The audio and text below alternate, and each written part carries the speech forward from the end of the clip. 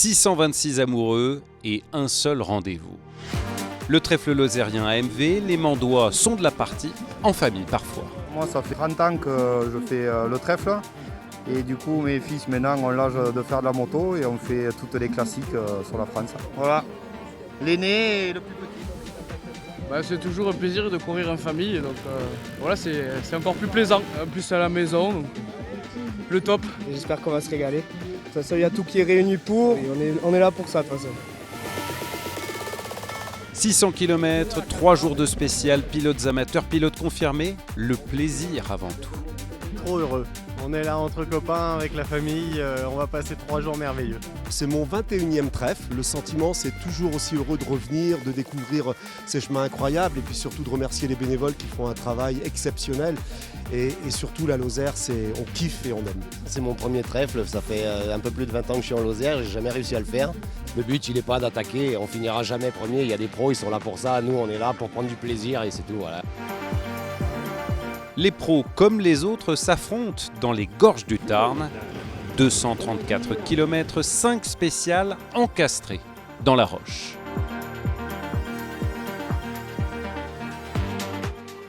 L'histoire du jour, c'est celle d'une nostalgie. Et pour la petite histoire, 30 ans après, on va rouler avec la moto qui avait gagné. 198, 199, La moto victorieuse de 1995, la Lozère, il y a de l'émotion pour Stéphane Peterencel. Revenir en Lozère et à Mende, c'est une superbe course, c'est vraiment particulier. C'est la première fois par exemple que je roule avec mon fils qui a jamais fait de compétition. Je suis super excité, ça va être super cool, les spéciales vont être sympas à mon avis, donc on va bien s'amuser. On est avec toute l'équipe d'Antoine Méo, on est une vingtaine, plus de 20 copains tous ensemble. Donc on est là pour s'amuser, partager juste la passion de l'enduro tous ensemble et surtout se faire plaisir. Du plaisir et toujours ce style. Cette élégance qui a permis à Monsieur Dakar de s'imposer 9 fois en Lozère, un record. Peterencel n'était pas revenu depuis le 30e anniversaire du trèfle en 2016. Les années sont passées par là. Elle a marché mieux que le pilote, là, je te dis. C'est une moto qui est super délicate, c'est une vieille moto qui a 30 ans. Et là, j'ai du mal vraiment à la conduire. Elle est violente, elle est agressive, elle est pleine de puissance, mais pas facilement domptable. C'est la première fois pour moi d'habitude, quand je venais au trèfle, c'était toujours pour essayer de performer. On était plutôt dans les tout petits numéros et on était concentré sur notre job d'essayer de faire bien. À 60 ans, en août, Peterencel abandonne les lumières du classement aux plus jeunes.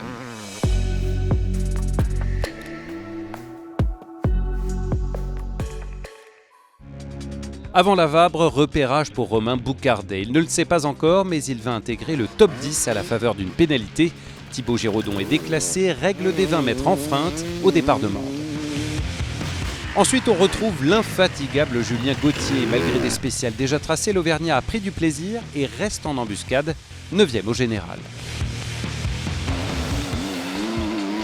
Au 8e rang, on retrouve l'infortuné Kylian Lunier. Une chute dans la 3e spéciale, une dizaine de secondes de perdu. C'est ce qui le sépare du podium.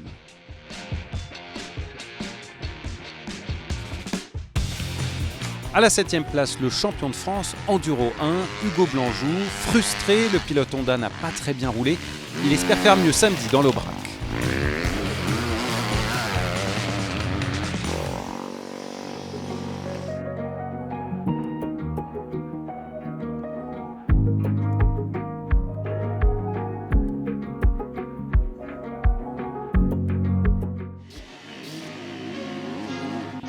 Les pilotes mondiaux animent la course. Top 5 au classement du mondial Enduro 2. Théo Espinas est 6e de ce trèfle. Tombé dans la 2e spéciale, il perd du temps dans un dévers. Un peu déçu. À la bataille pour le podium l'an passé, Valérian Debeau pointe à la 5e place. Un pépin technique avec l'avant de sa moto en SP3, une chute en SP4. Mais Debeau reste dans le coup et content de sa journée. On se rapproche du podium avec Julien Roussali, 4e du mondial Enduro 3. Le pilote Sherco monte en puissance au fil de la journée. 8e des 2 premières spéciales, il finit 2e dans les 2 derniers actes. Je Je suis parti un peu trop prudent peut-être ce matin, j'avais peur que ça glisse et j'étais un peu sur la retenue, mais après j'ai réussi à me lâcher à mi-journée. Je crois que j'ai fait le 3e temps, la 3e spéciale et le 2e temps, la 4e, donc ça c'était vraiment positif. C'est une histoire de 3 pour Léo Lequéré, 3e du mondial Enduro 3. Le Breton monte sur la 3e marche du podium, notamment grâce au 2e temps scratch dans la première spéciale, épatant pour une première classique en Lozère. J'ai très bien roulé, j'ai pas fait d'erreur, donc je pense que les autres ont dû en faire un petit peu. Moi c'est ma première année, donc je découvre un peu, donc non, très bonne épreuve, enfin c'est vraiment cool. Là je la prends un peu à la découverte, donc c'est sympa.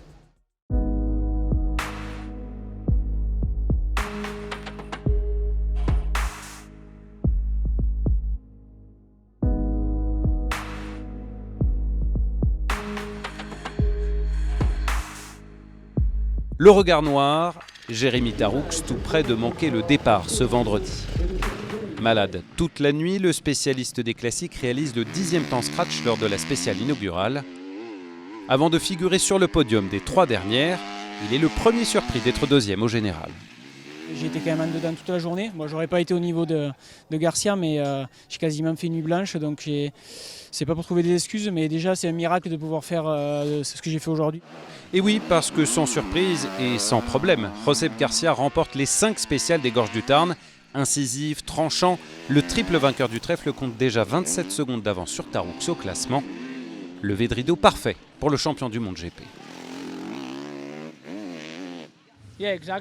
Oui, absolument. Démarrer comme ça, c'est mieux que d'être 2e, n'est-ce pas? C'est sûr. Je suis impatient de remonter sur la moto et de me donner à 100% demain. Garcia pointe donc largement en tête devant Taroux. Derrière, c'est en revanche très serré.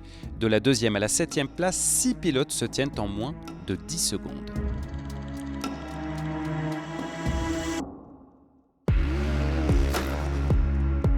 Rendez-vous samedi pour la 2e journée dans l'Aubrac, 230 km au menu de la bête du Gévaudan.